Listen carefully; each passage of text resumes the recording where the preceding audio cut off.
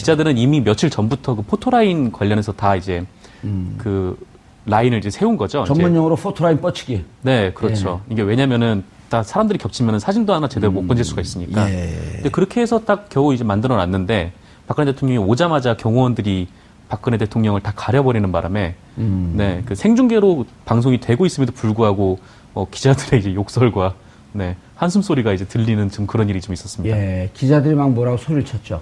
네, 그러니까 나오라고 한 거죠. 그러니까 경호원들이 박근혜 씨를 이제 가리니까 이제 그거에 대해서는 좀 나오라고 이제 그림에 방해가 되니까요. 포토라인을 이렇게 쳤을 경우 그렇게 막는 경우는 잘 없는데요.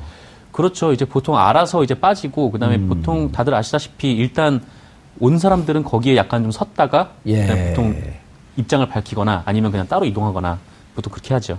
예. 표창원 의원님. 네. 어쨌든 불행한 일입니다. 네. 그거를 좋아할 국민들은 구속 수사해야 한다. 구속 재판을 해야 한다라고 하는 게 70%가 넘어감에도 불구하고 어쨌든 불행한 현실인데 네. 박근혜 전 대통령께서 포토라인을 좀 안 썼으면 좋겠다.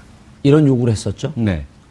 그런데 이제 법원은 거부했고요. 네. 그것뿐만 아니라 그 출입구를 통상적인 영장실질심사 대상자 피해자들이 오는 통로가 아니라 지하 주차장에서 바로 올라갈 수 있도록 해달라라는 또 요구를 했었지만 그렇죠. 법원에서는 거부를 했습니다.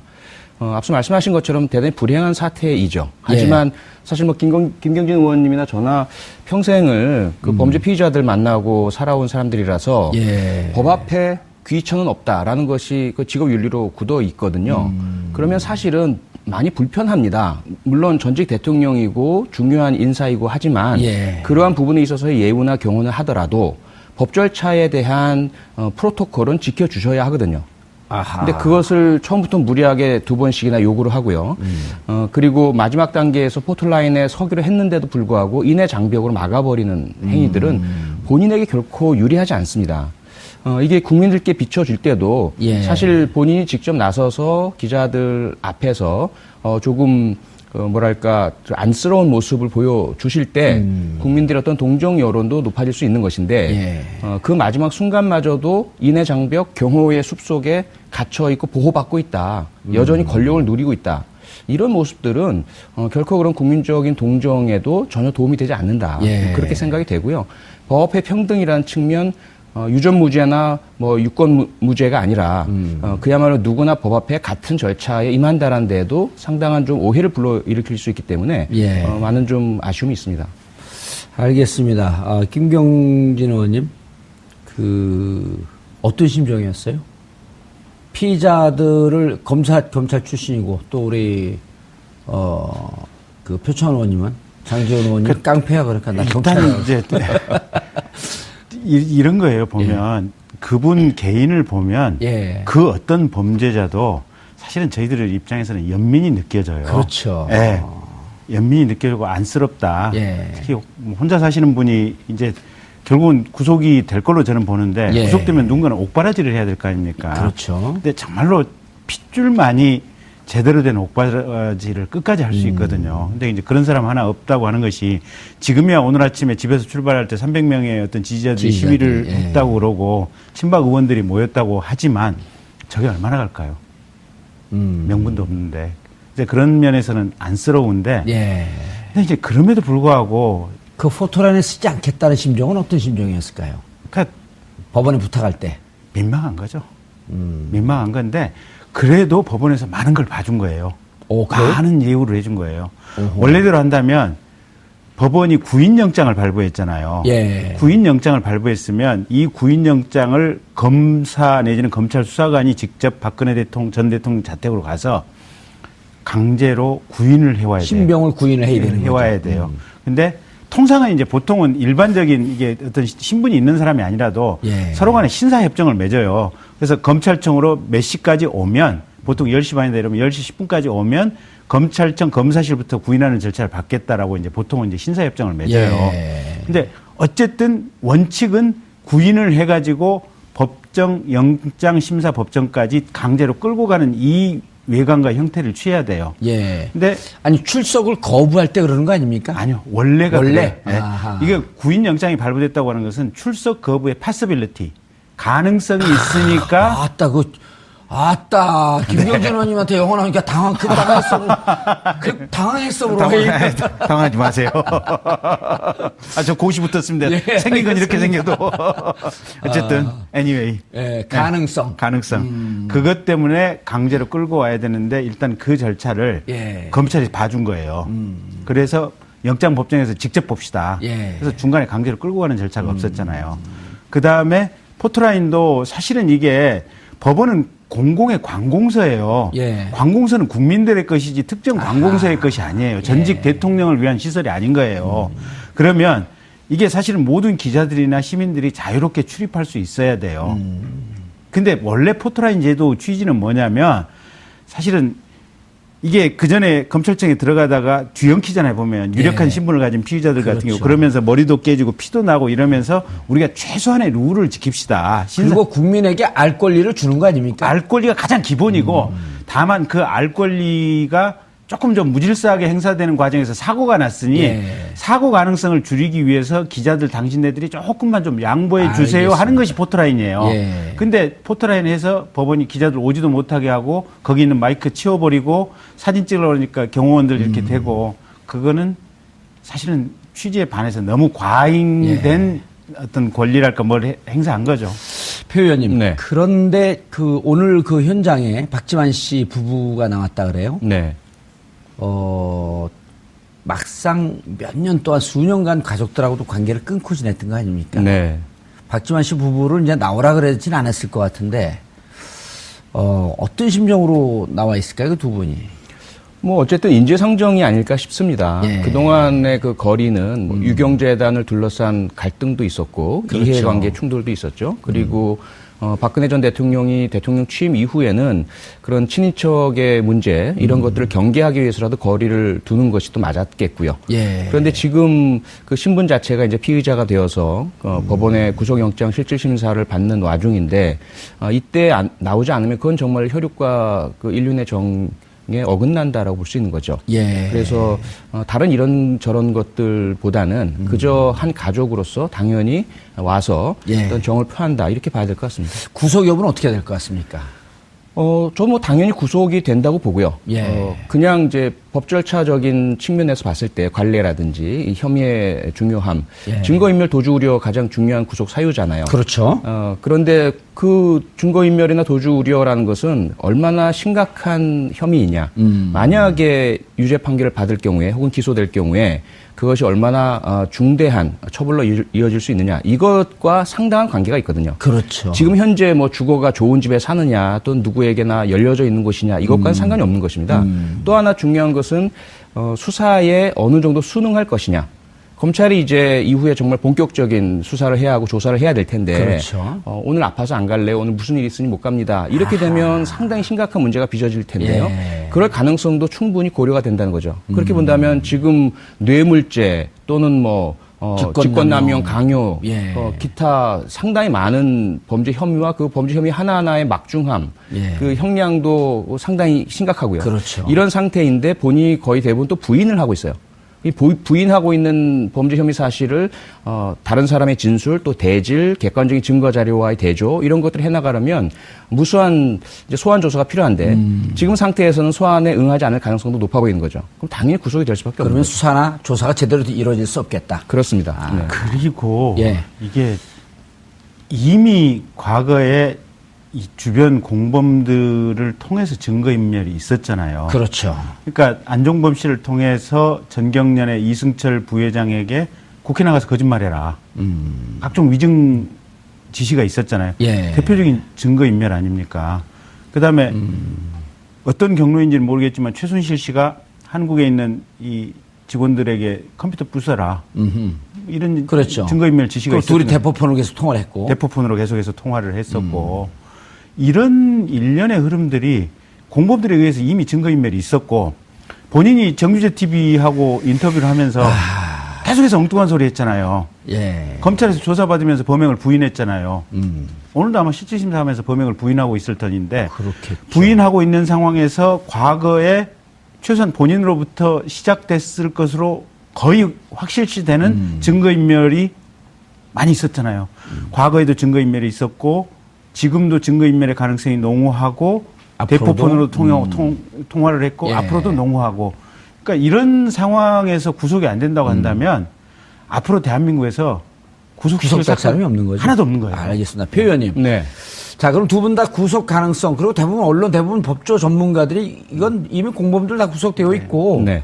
그리고 공범에 어찌 보면은 우두머리격인데 구속 안 될 수 없다. 이제 이런 논리들을 많이 펴고 있는데, 그것이 미칠 정치권의 풍향이 중요하거든요. 네. 그래서 구속이 되면 지금 현재 어쨌든 더불어민주당, 국민의당, 야당이 아주 강세를 보이고 있는 장미 대선 판이에요. 구속이 되면 이 판이 좀 흔들릴까요? 어쩔까요?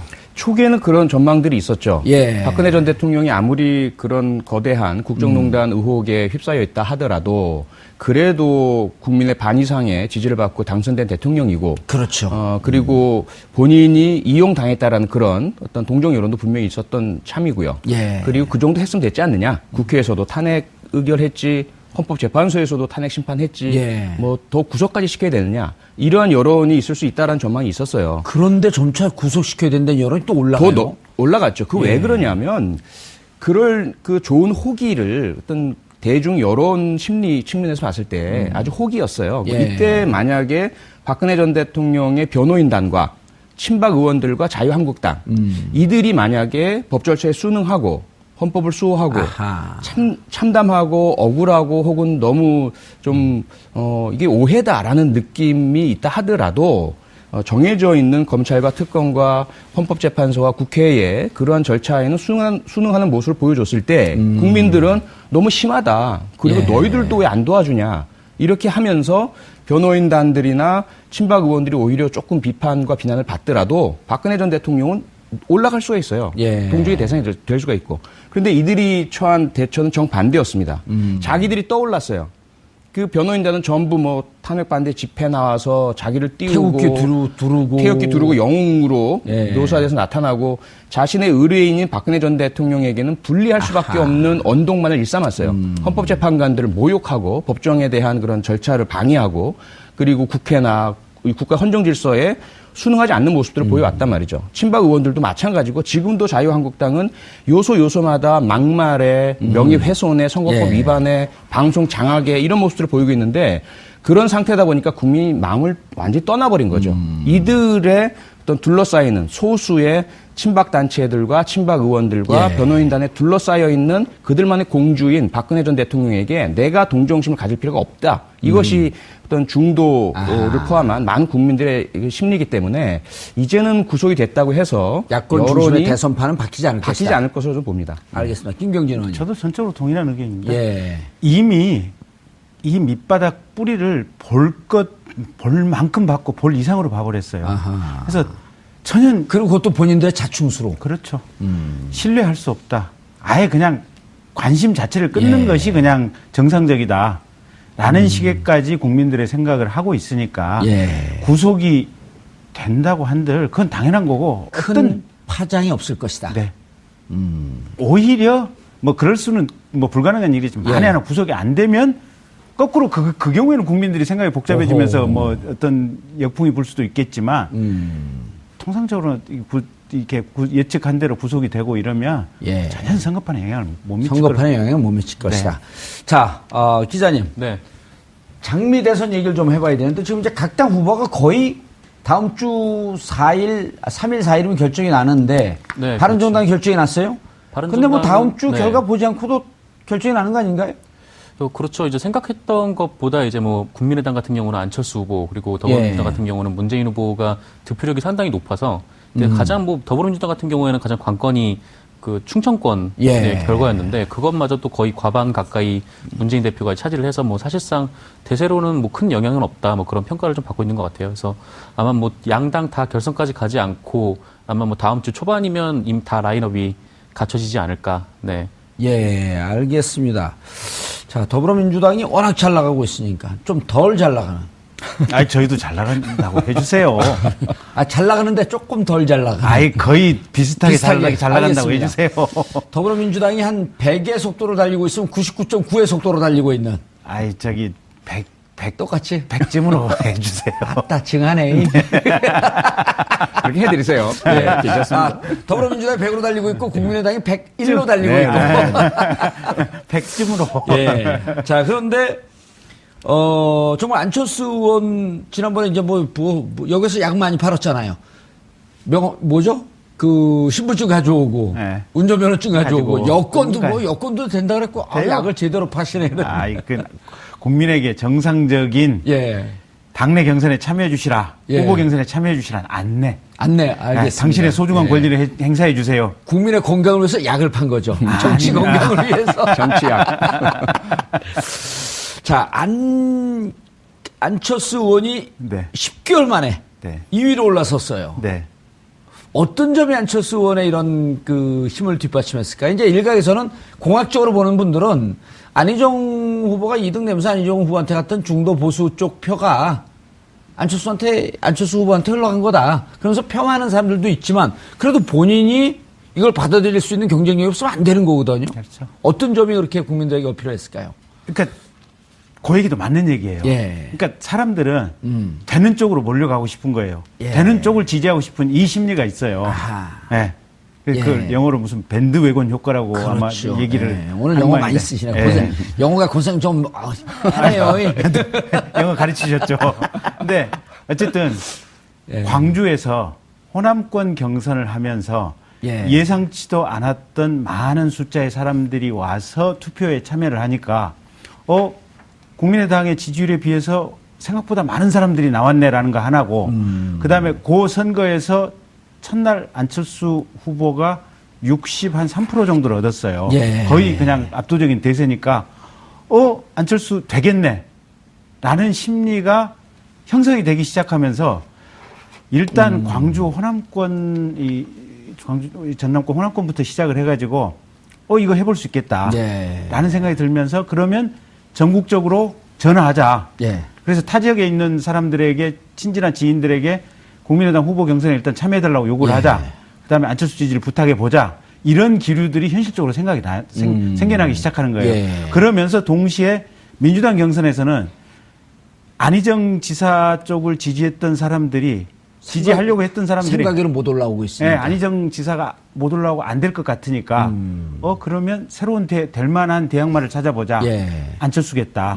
그래서 그게 옮겨오면서 이 두 가지가 동시에 되면서 이렇게 올라간 거예요. 사석에서도요. 안철수 의원님에 대해서 목소리도 바뀌었다. 그거를 정치평론가들이 하는 게 아니고 일반적인 사람들 만날 때도 예전에 안철수 의원 같지가 않아요. 그러면서 힘있고 꽤 그 강단 있게.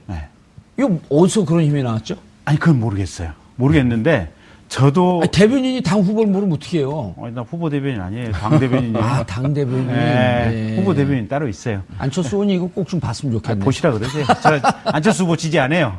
그래요? 저희 3명 중에 선출되는 사람을 지지해요.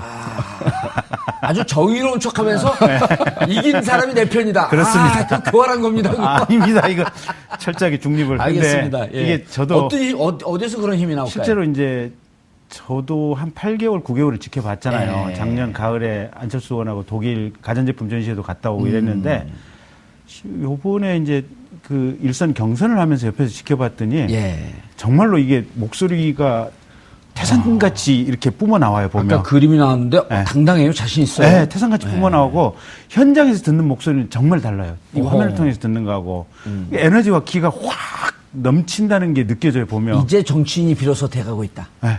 그래서 그걸 보고 현장에서 본 사람들은 되겠네. 되겠네. 다르네. 이게 사람이 잘 되고 있다는 느낌이 확 풍겨와요. 그래서 대체로 그거는 옆에서 현장에서 본 사람들이 다 똑같은 느낌인 것 같아요. 그래서 저도 된다 이번에. 왜? 우리 당 후보로 이렇게 이제 선출된 이후에 한 박자 씌는 거는 아주 솔직하세요. 정치 롱런하시겠어. 자, 표 의원님. 사실 그 국민의당이 완전 주저앉는 이런 상황, 바람직한 상황은 아니잖아요. 아니죠. 어쨌든 그럼요. 야권의 한 뿌리였었고. 그럼요. 그리고 힘있게 경쟁력을 갖고 있는 건 의미가 있는 거고. 그럼요. 그런데 이제 더불어민주당 보면은 많은 분들이 우려도 하고 그랬지만 결국 문재인 대세는 실존하는 네. 것이다. 그리고 광주 호남 전북에서 광주 전남 전북에서 호남 홀대론 반문 정서 이건 생각보다 크지 않았다. 라고 하는 데까지만 하는데 충청권에서도 1등을 했어요. 네. 그거 어떻게 보세요? 그 전에 많은 우려가 있었죠. 뭐 우려라기보다 이제 전망이 새해가 좀 바뀌지 않겠느냐. 예. 그 전에 저희 당이 당내 경선을 하면서 충청권에서 비충청권 주자가 충청권 주자를 앞선 적은 한 번도 없었습니다. 이번에 처음인 거죠. 예. 그래서 아마도 예상컨대는 그 전에는 안희정 지사가 그 차이는 얼마일지 모르겠지만 충청권 1위는 하지 않겠느냐. 그리고 나서 그런 예측이 많았었죠. 그렇죠. 그다음에 이제 영남권에서 다시 문재인 후보에게 좀 더 많은 지지가 가고 수도권에서 결판이 내려지겠다 이렇게들 봤었는데 충청권에서 이제 그게 너무나 확연하게 또 문재인 대세론이 확인되는 상황이 되어버리니까 긍정적인 부분은 어쨌건 우리가 큰 갈등 없이 후보가 형성이 일찍 되겠구나라는 것이고 조금 우려가 되는 것은 너무 빨리 열기가 식는 건 아닌가 그런 이야기도 좀 나오고 있습니다. 싸움이 좀 재미없는 싸움으로 되어가고 있다. 이 부분에서 제가 한번 싹 치고 들어가면 남의 당 일에 왜 끼어드세요? 원래 좀 살짝 밟아줘야 되는 겁니다. 고춧가루 한번 뿌려보세요. 고춧가루 한번 싹. 호남권에서 반문 정서가 이 문재인 후보가 대거 호남권 이제 선거에서 득표를 했기 때문에 반문 정서가 누그러졌다 없다 이렇게 얘기를 하시는데 그건 틀린 얘기예요. 틀린 분석이에요. 왜냐하면 이번 민주당 경선은 등록한 사람들만 참석하는 경선이에요. 민주당 경선에 ARS 참여했어요, 안 했어요? 솔직히 안 했어요? 왜냐하면 ARS나 이번에 참여한 사람, 등록한 사람들은 기본적으로 민주당을 지지하겠다는 사람들이에요. 그러니까 거의 지지할 후보를 정해놓고 등록하는 사람들이에요. 그러니까 그분들의 숫자가 24만 분이죠. 어쨌든. 그분들이. 그리고 나머지 한 180만, 200만 가까이는 그냥 자원에서 근데 들어온 분들. 24만 중에서 10만 명인가가 투표를 안 했어요.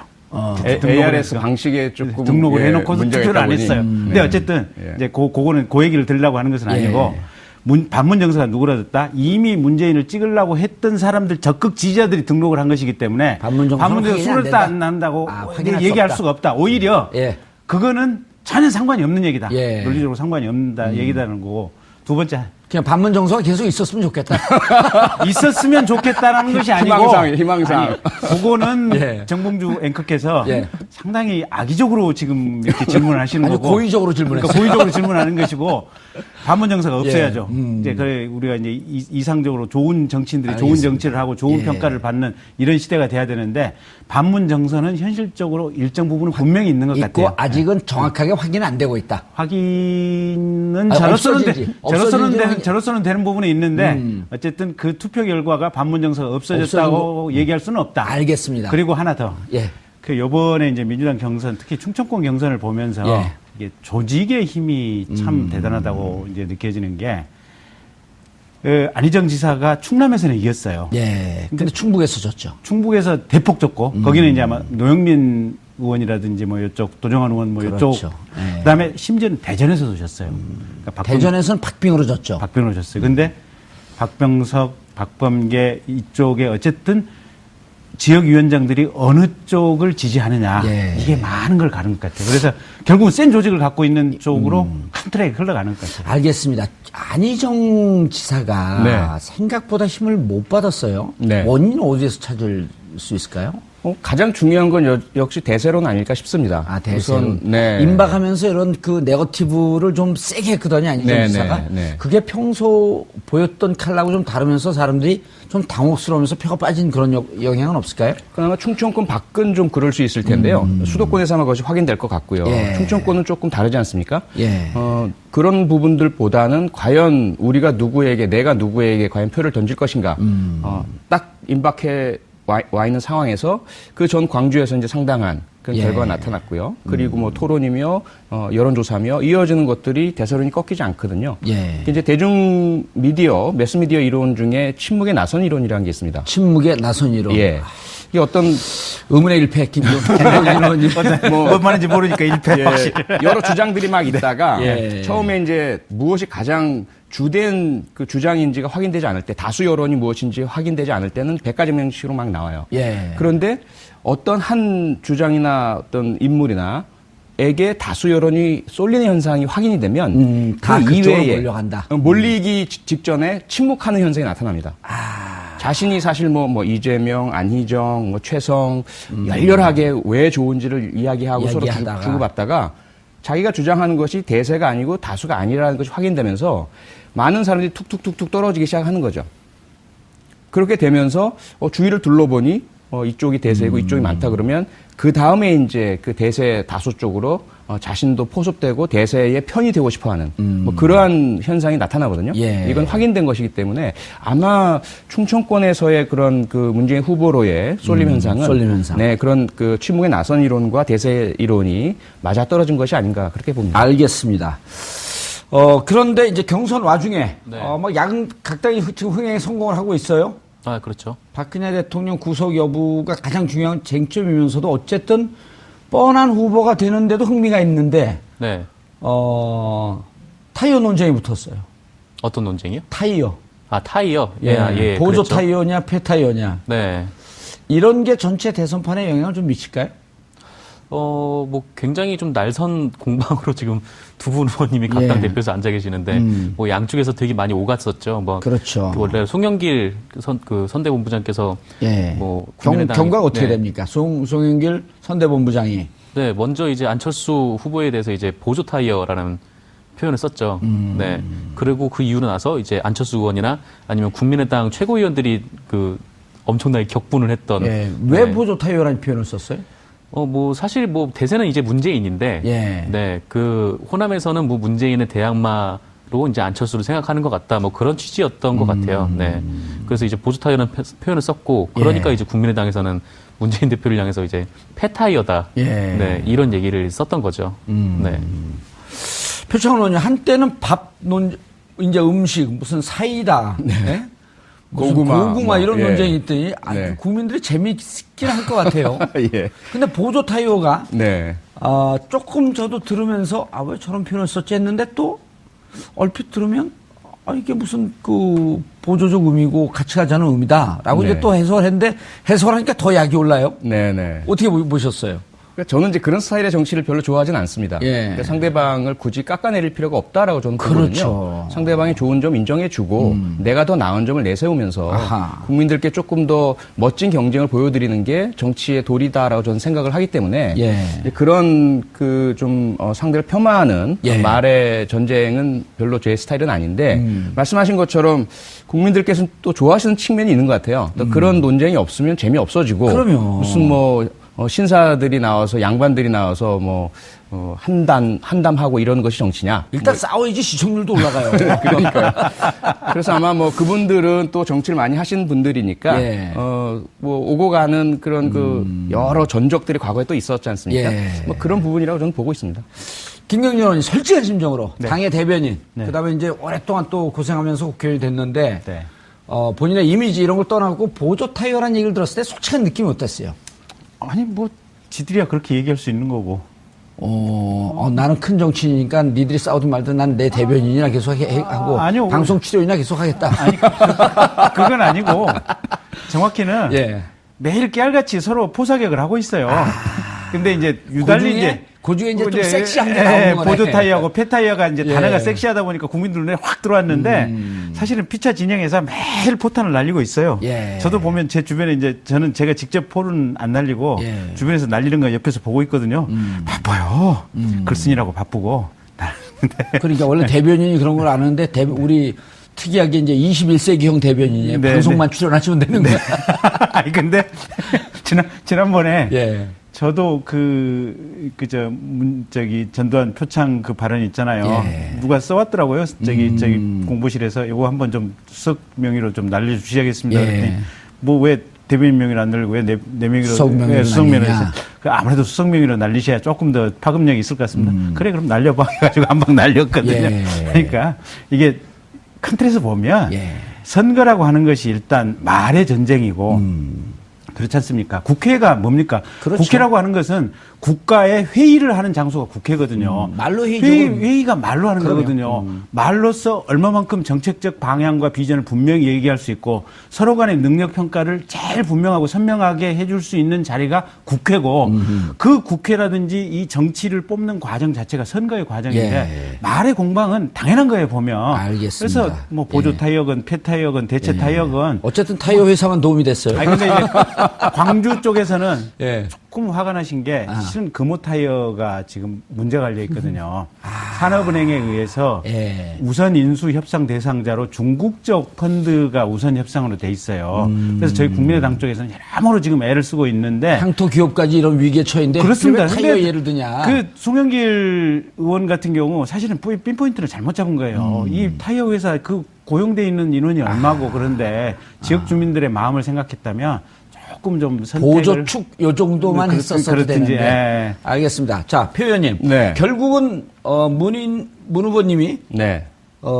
야당과 가장 정권 교체 유력한 후보로 자리를 잡아가고 있습니다. 네네. 그러니까 자, 문 후보를 놔두고 반문이나 비문이 다 헤쳐 모이자. 네. 라고 하면서 집중포화를 날리고 있어요. 네. 나머지 후보들이 예를 들어 유승민 바른정당 후보, 그 다음에 저쪽은 홍준표, 홍반장, 그 형님이 될 가능성이 높은 것 같고. 예. 이제 조금 안철수 의원이 거의 네. 웨이트되는 상황인 것 같은데 이분들이 단일화해서 1대1 구도를 만들 수 있을까요?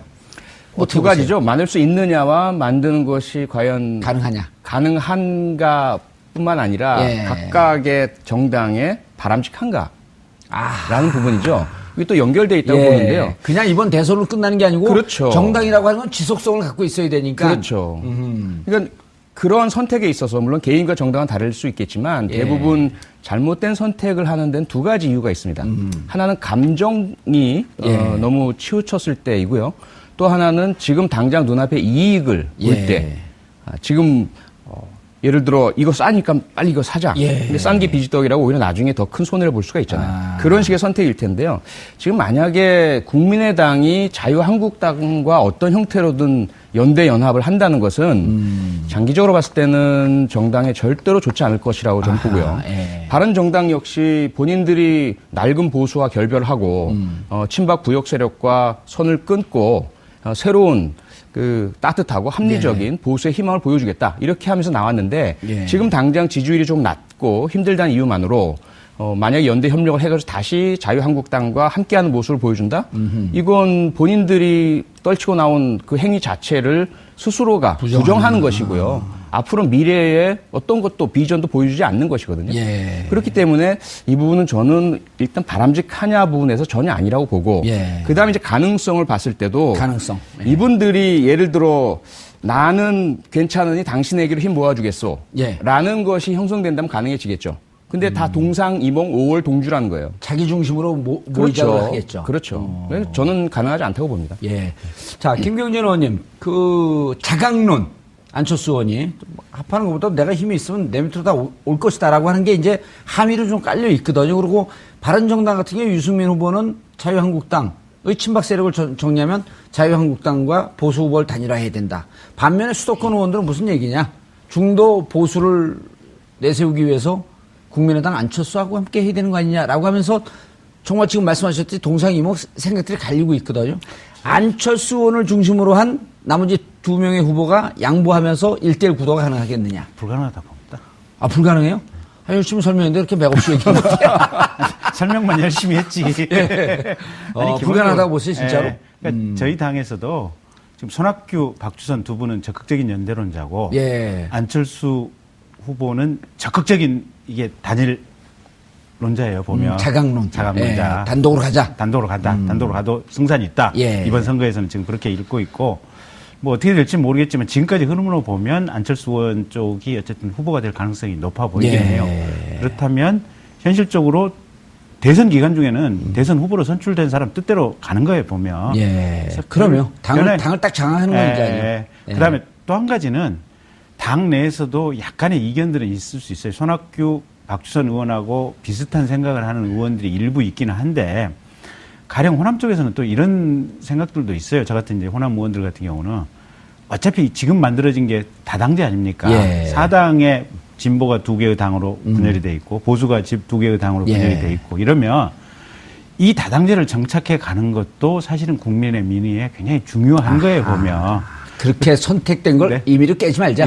이거 사실 선거가 대통령 선거 하나 있는 거 아니에요, 보면. 그렇죠. 그리고 이번에 선출된 대통령은 각 당에 어떻게 보면 정말로 동의를 얻지 않으면 대통령이 할 수 있는 부분도 그렇게 크지가 않아요.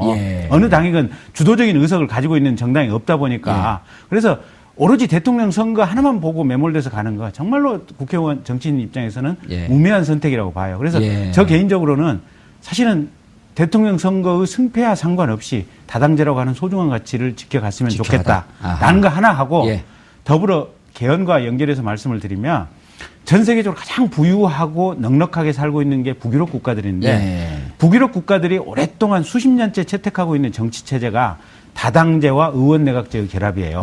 그래서 그 소중한 모델을 우리가 받아들일 수 있는 이 다당제의 씨앗을 어떻게든지 정착을 시켜야 돼요. 알겠습니다. 예.